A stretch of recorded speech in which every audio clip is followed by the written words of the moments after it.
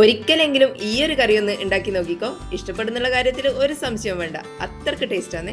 സിമ്പിളായിട്ട് ഉണ്ടാക്കാനും പറ്റും, അത്ര തന്നെ ടേസ്റ്റുമാണ്. ഇതുണ്ടെങ്കിൽ പിന്നെ ചോറിൻ്റെ കൂടെ വേറെ ഒന്നും വേണ്ടി വരില്ല. ഇതെങ്ങനെയാണ് ഉണ്ടാക്കാൻ നോക്കാം. ആദ്യം തന്നെ ഇതിന് കുറച്ച് ഉരുളക്കിഴങ്ങ് ഇതുപോലെ ചെറുതായിട്ട് കട്ട് ചെയ്തെടുക്കണം. ഏകദേശം ഒരു മീഡിയം സൈസ് ഉരുളക്കിഴങ്ങ് കട്ട് ചെയ്തെടുക്കാം. അതിൻ്റെ അകത്തേക്ക് ഒരു 1/2 ടീസ്പൂൺ മുളക് പൊടിയും ഒരു 1/4 ടീസ്പൂൺ ഉപ്പും കുറച്ച് മഞ്ഞൾപ്പൊടിയും കൂടി ഇട്ട് കൊടുക്കാം. ഇനി ഇത് നന്നായിട്ടൊന്ന് മിക്സ് ചെയ്തെടുക്കാം. വെള്ളം ഒഴിക്കേണ്ട ആവശ്യമില്ല, അല്ലാതെ തന്നെ നന്നായിട്ടൊന്ന് മിക്സ് ചെയ്തെടുക്കാം. ഇനി ഒരു പാത്രം ഒന്ന് ചൂടായിട്ട് വരുമ്പോൾ അതിൻ്റെ അകത്തേക്ക് ഒരു പീസ് ബട്ടർ ഇട്ട് കൊടുക്കുക. ബട്ടർ തന്നെ എടുക്കണം എന്നില്ല, വെളിച്ചെണ്ണയിൽ ചെയ്തെടുത്താലും നല്ല ടേസ്റ്റാണ്. ബട്ടറിലാണെങ്കിൽ കുറച്ചും കൂടി ടേസ്റ്റ് ഉണ്ടാവും. ബട്ടർ ഒന്ന് മെൽറ്റായിട്ട് വരുന്ന സമയത്ത് അതിൻ്റെ അകത്തേക്ക് നമ്മൾ ഉരുളക്കിഴങ്ങ് ഇട്ട് കൊടുക്കാം. ഇനി ഇത് 2 ഭാഗവും ഒന്ന് ഫ്രൈ ചെയ്തിട്ടെടുക്കാം. ലോ ഫ്ലെയിമിൽ വെച്ചിട്ട് വേണം ഇതൊന്ന് ഫ്രൈ ചെയ്തെടുക്കാൻ വേണ്ടിയിട്ട്. ഉള്ളെല്ലാം വേവുകയും വേണം, പുറമെ ഒരു ക്രിസ്പി ആയിട്ട് വരികയും വേണം. ഇതുപോലെ നന്നായിട്ട് മുരിഞ്ഞ് വന്നിട്ടുണ്ട്. ഇനി ഇതൊരു പാത്രത്തിലേക്ക് മാറ്റി കൊടുക്കാം. അതിനുശേഷം അതേ പാനിലേക്ക് തന്നെ ഒരു പീസ് ബട്ടർ കൂടി ഇട്ട് കൊടുക്കാം. അതിൻ്റെ അകത്തേക്ക് ഒരു 6 വെളുത്തുള്ളി അല്ലി പൊടിയായിട്ട് നുറുക്കിയിട്ട് ഇതിൻ്റെ അകത്തേക്ക് ഇട്ട് കൊടുക്കാം. വെളുത്തുള്ളി ഒന്ന് മൂത്ത് വരുന്നവരെ ഒന്ന് വഴറ്റി കൊടുക്കാം. വെളുത്തുള്ളി നന്നായിട്ടൊന്ന് മൂത്ത് വന്നു കഴിഞ്ഞാൽ അതിൻ്റെ അകത്തേക്ക് ഒരു ചെറിയ സവാള ഇതുപോലെ ചെറുതായിട്ട് അരിഞ്ഞിട്ട് ഇട്ട് കൊടുക്കാം. സവാള പെട്ടെന്ന് വഴന്നു വരാൻ വേണ്ടിയിട്ട് കുറച്ച് ഉപ്പ് കൂടി ഇട്ട് കൊടുക്കാം.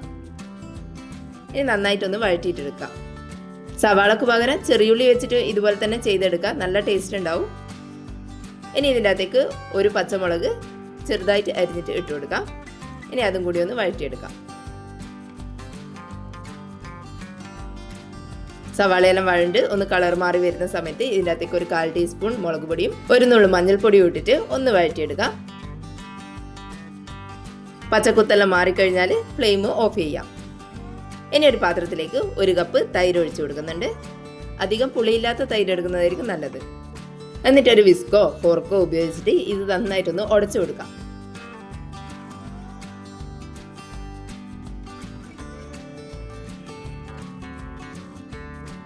ഇനി ഇതിലേക്ക് നമ്മൾ വഴറ്റി വെച്ചിട്ടുള്ള സവാളേൻ്റെ മിക്സ് ഇട്ട് കൊടുക്കാം.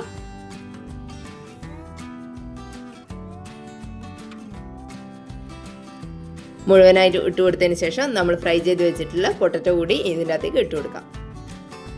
തൈരിലേക്ക് ഇനി എക്സ്ട്രാ ഉപ്പൊന്നും ചേർക്കേണ്ട ആവശ്യമില്ല. നമ്മൾ ഇതെല്ലാം വഴറ്റുമ്പോൾ ഉപ്പ് ഇട്ടിട്ടാണ് വഴറ്റിയെടുക്കുന്നത്. അതുകൊണ്ട് ഓൾറെഡി അതിൻ്റെ അകത്ത് ഉപ്പുണ്ടാവും.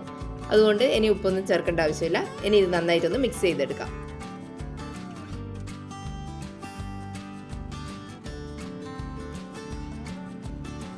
നന്നായിട്ട് മിക്സ് ചെയ്തെടുത്തതിന് ശേഷം കുറച്ച് മല്ലിയില കൂടി ഇതിൻ്റെ മേലെ ഇട്ട് കൊടുക്കാം.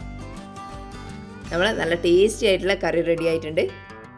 ഇത് മാത്രം ഉണ്ടെങ്കിൽ തന്നെ എത്ര ചോറ് വേണമെങ്കിലും കഴിക്കാം, അത്രക്ക് ടേസ്റ്റാണ്. സിമ്പിളായിട്ട് ഉണ്ടാക്കാനും പറ്റും. എല്ലാവരും ഒന്ന് ഉണ്ടാക്കി നോക്കിക്കോ. വീഡിയോ കണ്ടിട്ട് ഇഷ്ടപ്പെട്ടിട്ടുണ്ടെങ്കിൽ ഒന്ന് ലൈക്ക് ചെയ്ത് സബ്സ്ക്രൈബ് ചെയ്യണേ. താങ്ക്